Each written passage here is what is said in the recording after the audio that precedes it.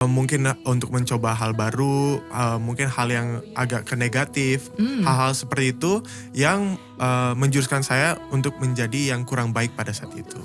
Akhirnya aku memberanikan diri lah setelah beberapa saat aku tidak mau ketemu teman, tidak mau ketemu mama. Kadang pada saat kita tidak bisa memuaskan ekspektasi orang lain, kita mulai memikirkan apakah aku layak, apakah aku benar-benar disayang sama mereka.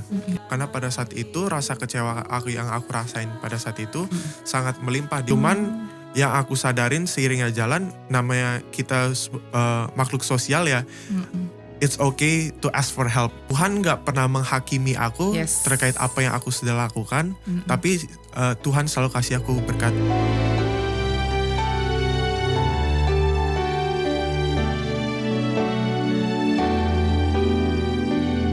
Shalom sahabat-sahabatku, puji Tuhan bertemu lagi dengan kami di podcast Kul Bekasi menghidupi firman Tuhan. Teman-teman, tahun ini tahun 2025, setahun sudah berlalu. Pada saat ini kita sudah sampai di episode kita yang ke-14. Topik kita pada saat ini mengenai merespon kekecewaan. Teman-teman mungkin sering ya bukan sering tetapi kita pernah mengalami yang namanya kecewa. Mungkin itu sesuatu mungkin kita bisa menghadapinya dan melewatinya dengan baik-baik saja, atau mungkin itu sangat berat membuat kita melewati hari-hari kita ke depan, juga menjadi suatu pergumulan bagi kita. Bersama kami di sini ada seorang tamu istimewa, namanya adalah Maksi Sianipar. Shalom Maksi. Shalom Kak. Apa kabarnya hari ini? Baik sekali. Oke, luar biasa ya. Maksi mungkin mau memperkenalkan diri dulu kepada teman-teman kita. Oke, perkenalkan semuanya, nama saya Berat Maximus Weber. Pada saat ini saya merupakan mahasiswa semester 8 di salah satu perguruan tinggi negeri di Depok. Saya merupakan anak kedua dari 3 bersaudara, dan saat ini saya sedang menyusun skripsi saya. Wow, menyusun skripsi ya. So, Maksi, kita langsung aja nih ya. Kita ngomong mengenai merespon kekecewaan. Maksi, bisa cerita nggak?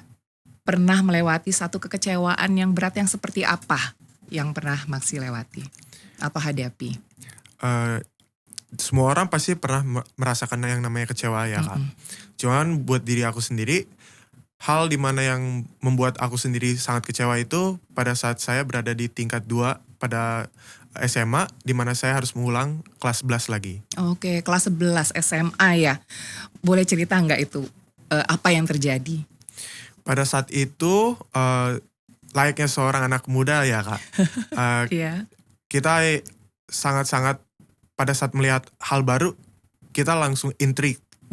Kita pengen tahu, pengen ngerasain hal-hal baru ini. Pada saat itu aku sendiri terlalu merasakan dan mendengarkan perkataan dari teman-teman dan orang di sekitar saya. Oke, apa itu?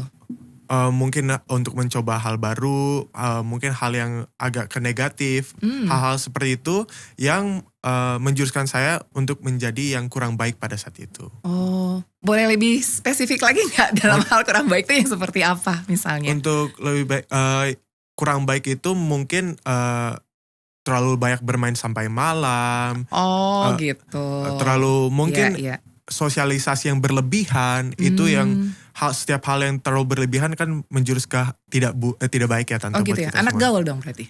Ya lumayan lah. Anak main, anak gaul gitu ya, segala macam ya. Lalu itu pada saat kamu sudah mulai di kelas 11. Lalu sampai akhirnya Maksi dinyatakan tidak naik kelas berarti ya pada saat itu. Bagaimana respon Maksi?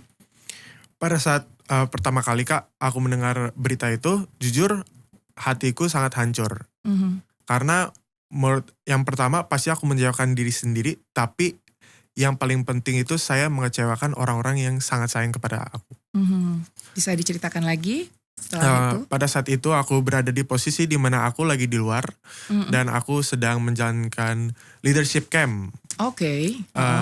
Pada saat itu. Tapi ini dilakukan oleh pihak sekolah, maksudnya leadership camp ini? Pihak sekolah. Oke. Pada saat itu juga mama nelpon ke aku, Kak. Dek, mau pindah kemana? Di saat itu pun aku langsung sadar kalau misalnya, wah, hasilnya hasilnya kurang baik gitu. Kurang baik. Iya. Lantas? Karena hal itu ya mungkin setelah bercengkrama dengan diri sendiri dan pulang ke rumah, akhirnya aku memberanikan diri lah. Setelah beberapa saat aku tidak mau ketemu teman, tidak mau ketemu mama secara langsung setelah tahu beritanya. Akhirnya aku dengan berat hati mungkin aku pulang ke rumah dan akhirnya aku harus berbincang sama mama dan orang-orang terdekat di rumah juga. Lalu bagaimana respon mereka untuk menanggapi apa yang kamu sampaikan kepada mereka? Mungkin kekecewaan mereka tidak disuarakan ya Kak. Cuman dari aku sendiri, aku secara sadar kalau misalnya mereka sangat kecewa dengan aku. Seberapa kecewanya kah kamu untuk setelah tahu hasil seperti ini, dan berarti kan kamu harus mengulang lagi nih ya kelas 11 selama setahun ke depan gitu. Bisa cerita gak sih yang paling berat buat kamu menghadapi itu apa? Yang paling berat untuk diri aku sendiri ya Kak, itu bukan cuman mendengarkan omongan orang di belakang punggung aku, tapi ekspektasi orang-orang terdekat aku.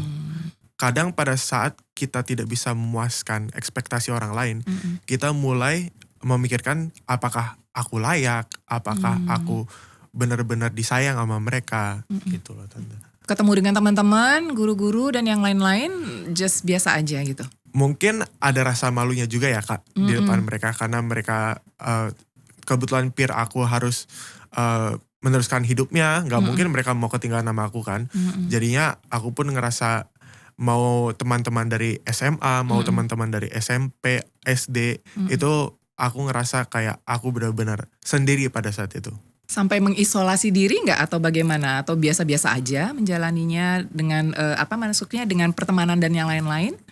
Kalau kembali ke perkataan kakak tadi, aku anak gaul jadi 280 derajat dari langsung itu berubah. Kak. Langsung berubah. Yang tadinya wah gitu ya, happy go lucky gitu ya, terus tiba-tiba langsung hanya diam aja gitu. Iya Kak. Jadi selama kamu lagi mengisolate yourself gitu, apa yang masih tanamkan di dalam pikiran, dalam hati dan segala macam deh? Hal yang pertama aku lakuin Kak pasti menenangkan diri ya. Karena pada saat suatu musibah datang atau semacamnya, pasti kita sendiri tidak akan berpikir dengan lurus. Jadi aku coba selalu menenangkan diri dan aku akhirnya bertanya kepada diriku, apakah aku mau berhenti aja atau aku mau melangkah ke depan. Aku selalu menganggap pada saat itu satu langkah ke belakang ini akan melontarkan aku 2 langkah ke depan. Wow, jadi aku selalu coba untuk menyemangatkan diri pada saat itu. Maksi, tadi kan masih ada cerita ya mengisolasi diri ya selama kamu di tahun kedua ya melewati kelas 11 itu. Apa sih yang terjadi selama kamu mengisolasi diri itu? Mungkin salah satu hal yang terjadi ya Kak, merupakan hal yang mungkin aku gak terlalu bangga gitu. Karena menurut aku ini agak tabu juga. Karena pada saat itu rasa kecewa yang aku rasain pada saat itu sangat melimpah, dimana sampai di titik aku mempertanyakan apakah Tuhan kok bisa sih aku diginiin gitu. Oh gitu. Kenapa kamu lagi sangat malu sekali atau bagaimana itu yang kamu rasakan berarti ya? Malu, mungkin rasa malu. Mungkin karena ada faktor dimana aku ngerasa aku sangat sosial ya. Aku sampai di titik dimana aku udah gak bisa seperti itu lagi Kak. Jadi aku harus bisa menjauhkan diri dari teman-teman terdekat. Dan akhirnya aku merasa kalau misalnya pada titik itu sangat tidak adil. Kenapa aku harus ngerasain hal seperti ini Kak? Lalu akhirnya selama dalam 1 tahun itu masa begitu terus yang kamu rasakan? Kayak kesel, penyesalan dan yang lain-lain gitu. Sampai akhirnya kamu bangkit lagi itu? Akhirnya aku sadar kalau misalnya aku tetap bisa sosial. Karena mungkin caranya itu berbeda. Tuhan memberitahu ke aku kalau misalnya tidak harus kamu hidup seperti dulu. Ini aku kasih tahu bagaimana caranya. Dia memberikan aku teman-teman baru yang mengarahkan aku menjadi orang yang lebih baik, pribadi yang lebih baik. Dimana aku bisa melangkah ke depan 2 langkah, dimana pada saat itu aku sudah melangkah ke belakang sekali. Gitu. Yes. Ada nggak orang-orang tertentu yang memang benar-benar menjadi your support system, yang memang memberi kamu semangat, yang selalu mengatakan bahwa it's okay, you can kamu tetap bisa jalan lanjut ke depan gitu? Pastinya ada ya Kak. Kebetulan yang paling dekat pada saat itu merupakan teman-teman SMA aku. Walaupun mereka mungkin udah tidak seangkatan lagi sama aku, tapi tetap saja mereka selalu nanya ke aku, Oke. gimana sekarang? Udah Oke. bisa belum? Kalau butuh apa-apa ngomong aja ya. Gitu. Wow, terus kamu menanggapi itu oke aja, ikutin gitu. Oke, I'm fine atau apa gitu? Mungkin awalnya aku harus fine sih Kak. Aku harus fine dengan apapun karena semua itu terjadi karena ulahku sendiri. Cuman yang aku sadarin seiringnya jalan, namanya kita makhluk sosial ya, it's okay to ask for help. Yes, benar. Ya, bersyukur ya punya teman-teman juga yang sangat suportif ya. Sangat bersyukur. Oke, lalu selama kamu isolating, terus kemudian kamu mencoba untuk merefleksi ya berarti ya, tetapi kamu juga menjalani bahwa I have to finish this 11th grade, right? Iya. Terus akhirnya kamu juga nanti ke kelas 12 gitu segala macam. Yang kamu rasakan, pertolongan Tuhan, apapun itu misalnya campur tangan Tuhan yang seperti apa yang Maksi rasain?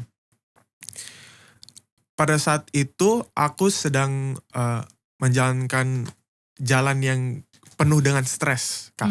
Jadinya mungkin kalau misalnya kakak tanya ke aku, pertolongan apa yang aku rasain dari Tuhan, mungkin sesimpel ini Kak. Pada saat itu aku gak akan pungkiri banyak banget yang ngomongin aku. Kok bisa, kok ini. Kayak dulu kamu orangnya orang gaul, ternyata kamu gak naik kelas gitu-gitu ya. Itu sering terngiang-ngiang berarti ya? Iya. Oke. Cuman yang ku rasakan itu dari Tuhan terutamanya, kadang aku terlalu memikirkan apa yang dikatai orang ke aku. Sedangkan orang pun tidak pikir apa yang mereka katakan terkadang. Oh. Tuhan gak pernah menghakimi aku terkait apa yang aku sudah lakukan. Tapi Tuhan selalu kasih aku berkat. Jadi yang aku selalu rasa aku diberkati oleh Tuhan itu, Tuhan akan selalu ada. Gak akan membuat aku jatuh, gak akan membuat aku kecil hati. Wow, berarti Maksi cerita lagi dong setelah kamu melewati kelas 11 untuk kedua kalinya. Dan akhirnya kamu juga you raise up kan, kamu memotivasi diri kamu dan kamu juga merefleksikan segala sesuatunya bahwa ya memang kemarin sempat kita istilahnya Maksi jalannya agak salah sedikit gitu kan, fokusnya agak sedikit berapa namanya ya, geser ya. Iya, melenceng. Melenceng, oh benar bahasa melenceng. Setelah itu akhirnya kan Maksi di kelas 11 di tahun kedua naik kelas. Di kelas 12 bagaimana nih Maksi untuk bisa menambah semangat lagi? Karena terbukti kan kamu juga dapat di perguruan tinggi negeri, itu gak gampang juga loh. Yeah. Bisa cerita? Oke, mungkin kayak gini ya Kak. Pada saat itu aku masih dilapisi oleh stres yang lumayan besar lah pada saat itu. Gak bisa dipungkiri ketinggalan setahun itu pasti it would take a toll on me. Karena semua hal mungkin tidak semua hal bisa dibeli pakai uang. Yeah. Apalagi waktu. Pada saat itu aku cuman berpikir apakah akan selalu tertinggal seperti ini. Cuman untuk melewati kelas 12 itu aku harus lihat orang-orang di sekitar aku. Kebetulan mungkin aku selalu punya teman-teman yang sangat sayang sama aku. Cuman pada saat itu yang selalu akan ada buat aku yaitu mama. Aku set on my goals di mana aku bukan hidup untuk setahun ke depan bukan cuman buat Tuhan, bukan cuman buat aku, tapi aku juga harus buat mama yang udah segalanya buat aku berusaha. Dan karena itu pun aku juga berjuang dan syukurnya pada saat itu mungkin tidak jodoh di beberapa kampus, cuman syukurnya aku daftar di beberapa PTN juga dan semuanya keterima Tante. Wow, puji Tuhan. Ya memang ya, semua usaha Tuhan lihat juga ya bagaimana kita berusaha dan kita mau berubah gitu ya. Itu salah satu Tuhan juga berkati ya. Wow, thank you so much Maksi. Maksi, berarti hikmat apa nih setelah kamu melewati itu sampai saat ini kamu sedang melakukan lagi mengerjakan skripsi ya berarti ya. Boleh kasih tahu kita hikmat yang kamu dapatkan dari ini semua? Yang pertama itu, yang tadi aku udah sempet bilang Kak. Banyak orang itu mengomongin kita. kadang kita pikirin, kok mereka ngomong gitu sih tentang aku? Cuman kita harus kembali lagi. Mereka berpikir gak pada saat mereka ngomong itu? Kadang kita pun harus self-reflect juga. Mungkin ada yang bilang pisau itu tajam, tapi orang sering lupa betapa tajamnya mulut kita sendiri. Wow, iya. Jadi buat saat ini aku selalu berpesan ke semua orang. Jangan semena-mena omongin orang atau membandingkan. Karena pastinya kita tidak akan suka digituin juga. Iya. Yang kedua pengen bilang kalau misalnya jangan pernah merasa tertinggal. Karena akan selalu ada orang yang sayang kepada kita, yang selalu menuntun kita, dan selalu percaya kalaupun itu semua udah gak ada, selalu ada Tuhan. Wow, amin. Puji Tuhan ya, kamu mau sharing bersama-sama kita di sini. Boleh nggak kasih pesan-pesan lagi ya untuk teman-teman, khususnya anak-anak muda kita di sini, mengenai apa yang mau kamu sampaikan dengan hal merespon kekecewaan? Oke, mungkin untuk terkait kecewa ya. Semua orang pernah merasakan kecewa. Tapi bagaimana kita mengubah kecewa itu kepada semangat baru? Kecewa itu mungkin ada rasa kecewa terhadap keluarga, ada rasa kecewa terhadap teman, ada rasa kecewa terhadap dosen, guru. Cuman alangkah baiknya kita selalu bukan hanya mempertanyakan diri mereka, tapi mempertanyakan diri kita. Self-reflection merupakan salah satu contoh baik di mana kita bisa sadar apa yang ada di sekitar kita dan bagaimana kita bisa melangkah ke depan dengan lebih baik. Itu sih Kak. Haleluya, amin. Ada ayat Alkitab nggak yang menjadi pegangan Maksi? Oke Kak, mungkin ini ada satu ayat dari Yesaya 41 ayat 10. Janganlah takut sebab aku menyertai engkau, janganlah bimbang sebab aku ini Allahmu. Aku akan meneguhkan, bahkan akan menolong engkau. Aku akan memegang engkau dengan tangan kananku yang membawa kemenangan. Itu sih. Amin. Thank you so much sudah sharing bersama-sama dengan kami di sini. Tuhan memberkati, terutama khusus untuk skripsinya Maksi ya. Semoga lancar. Amin. Selesai tepat waktu. Amin. Dan semua sukses adanya. Tuhan Amin, memberkati Kak. Maksi selalu ya. Oke, God bless you too Kak. God bless you. Oke. Baiklah teman-teman, cool.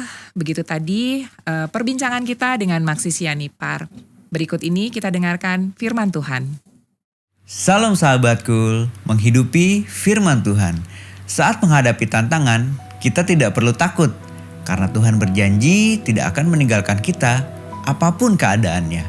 Dalam Ulangan 31 ayat 8, sebab Tuhan dialah yang berjalan di depanmu dan dia akan menyertai engkau.